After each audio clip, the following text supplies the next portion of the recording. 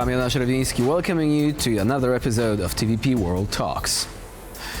In Hungary, a new piece of legislation is making its way through parliamentary procedures, which on the surface is intended to ensure transparency in public life. However, critics say that this is just an excuse to curb the activities of independent NGOs, further accelerating Hungary's democratic backsliding.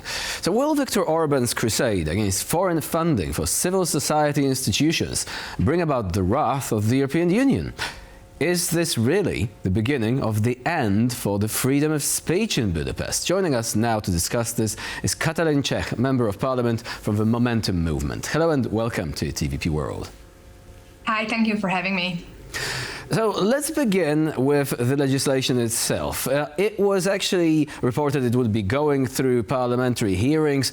What was the final result? Was there a debate? And if so, what was actually said about this particular bill? Well, at the parliamentary hearing, the governing party's representatives were very straightforward. They said that this bill targets all types of organizations, NGOs, for-profit organizations, medias, who are critical to the government. They were very explicit about this. And of course, as they have the supermajority, they managed to curb the opposition voices very easily. However, I believe that as this law is contrary to the EU Charter of Fundamental Rights, to the EU treaties, I hope that the international community will stand on the side of the freedom of speech and the freedom of association, and we can fight it in front of the international courts. So just to make it clear, you said that the government openly admitted that this is about restricting the activities of those who think differently than they do. They didn't try to paint it as a measure intended to safeguard the sovereignty from foreign interference or anything like that. Yes, it was a bit surprising for me. However, at least they play straight that in the Committee of Justice, MP János Halász, who is the initiator of the proposal, he very openly said that this bill tends to curb the activities of those NGOs, those media outlets, anybody really who receives funding from abroad and might influence public life in a way that is not beneficial to the government. And let me just stress here that foreign funding also covers EU funding. So basically, if you are, let's say, a newspaper that has a grant with the European Commission to cover European Parliament and Commission activities, and they write an article saying that democracy is not working well in Hungary, or Hungary is breaching EU law, they could fall under the guise of this law, which is absolutely nonsense and absurd, given that we are the members of the European Union. I was going to ask whether the argument about foreign interference is watertight, but from what you're saying, they were not even trying to make this argument. I'm assuming that any sort of links between organizations operating in Hungary that are friendly to the government, and for example funded from by certain groups within the United States, not to mention the question of organizations based in Russia, that was not covered in the debate. The government was not actually saying anything about it, did it? Well, we were trying to raise that, obviously, because the biggest threat to Hungarian sovereignty is indeed the close links that Viktor Orban has with Vladimir Putin, that the Hungarian government medias are openly spewing Russian propaganda. If we would need to fight against something, that is the case. But they're not doing that, right? They are not doing that.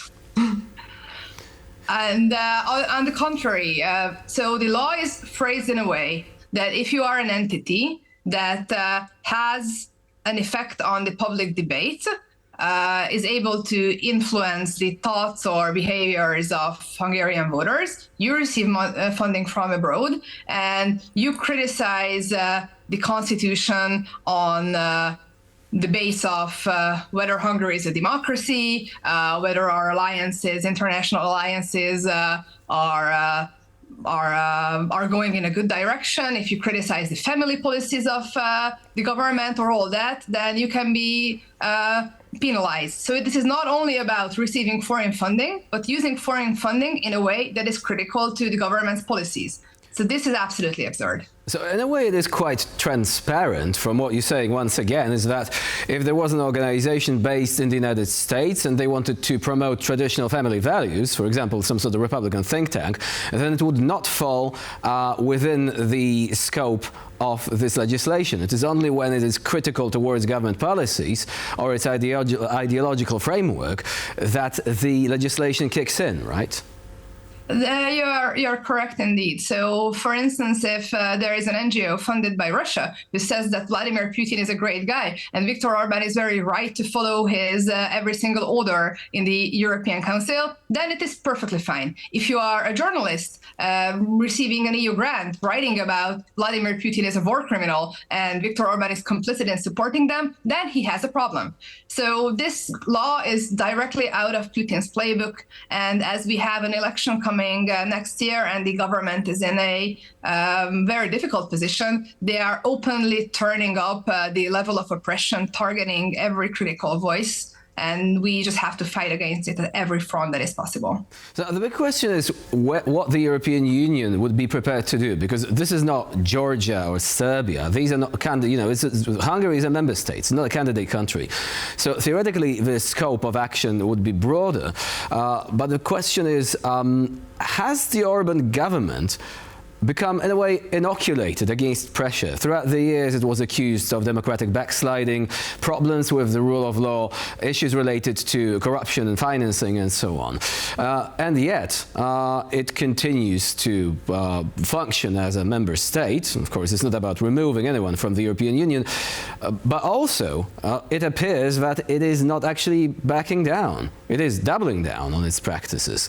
Do you think the EU still has the tools and the determination to do something about it? Well, this is the big question. And as I said also in the debate in Parliament, I believe that this law is fundamentally incompatible with Hungary's membership of the EU. So for me, proposing this law that actually targets the recipients of EU funding could be the first step in preparing Hungary's exit from the European Union. But as the European Commission has the duty to protect EU citizens, including Hungarian citizens, including Hungarian journalists, civil rights associations, they just have the moral duty to step up and target this law in front of the European courts, asking for interim measures in an ongoing court procedure. They have to do everything they can. However, you are right. This is not what is going to change the government. This is a moral obligation, I think, for everybody in a position to help others. But we Hungarian citizens, we have to change the government at the next election, at the ballot boxes, and this will be up to us, not for the Commission or the Parliament or any international bodies. What could be the legal grounds for mounting a challenge against this piece of legislation before the European Court of Justice, for example? You've mentioned the question of freedom of speech. What about, for example, the availability of legal remedies? When this Sovereignty Protection Office makes a decision concerning funding, is it possible to challenge that before a court of law, or is the decision final?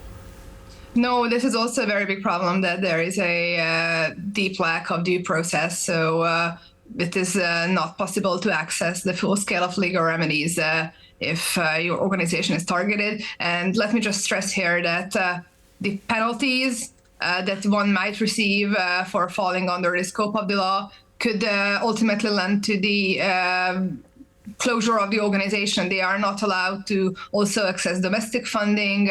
They would be heavily fined. They would be very difficult to operate after the law kicking in.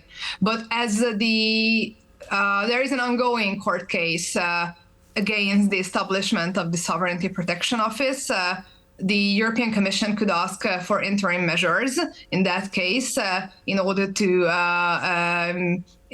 already try to make a stop or pause the implementation of this law. And also there is an other European court case that the Hungarian government has lost against a similar law targeting NGOs. And if this new measure kicks in, then there is also a possibility to ask for legal remedies for non-compliance with that prior judgment. So there are possibilities. It's up for the political will of the European Commission to protect European citizens, whether these could be realized or not. So see, at the end of the day, there are also procedures under the applicable European treaties. But my next question is going to be this. Is the EU prepared to enter that fight? Because one could say, oh, if we try to pick a fight with Orban, Orban could try and basically make himself even more of a nuisance on other issues, like the funding for Ukraine, where he was already threatening to use veto. And in the end, it was always possible somehow to get this, the necessary legislation through, right? To maintain this aid, to have the veto not actually appearing. Do you think there is a risk that if the EU decides to double down, so will Viktor Orban? And the EU might think, okay, let's not pick a fight with this guy. So I believe that a very big reason why the Orban system managed to get to a point where Hungary is not a democracy anymore is due to the fact that the European Commission tried to appease him for over a decade. I don't think that there is any way where you can play nicely with Viktor Orban and steer him into something that he wouldn't do otherwise. I don't think that appeasing an autocrat is the right way to do, and particularly if European law is breached, I don't think that there should be many possibilities for consideration whether you want to respect this law or not. This is why the European Union is a community founded on the basis of the rule of law. I think that the application of the treaties and the enforcement of existing rulings are not optional, particularly if fundamental freedoms of European citizens are at stake. So I expect swift action from the European Commission on this one. Katalin Cseh was our guest today here on TVP World. Thank you very much for joining us and for sharing your insight. Thank you. And I'm Jan Czerwiński. You're watching TVP World. Please stay with us for more latest news and updates.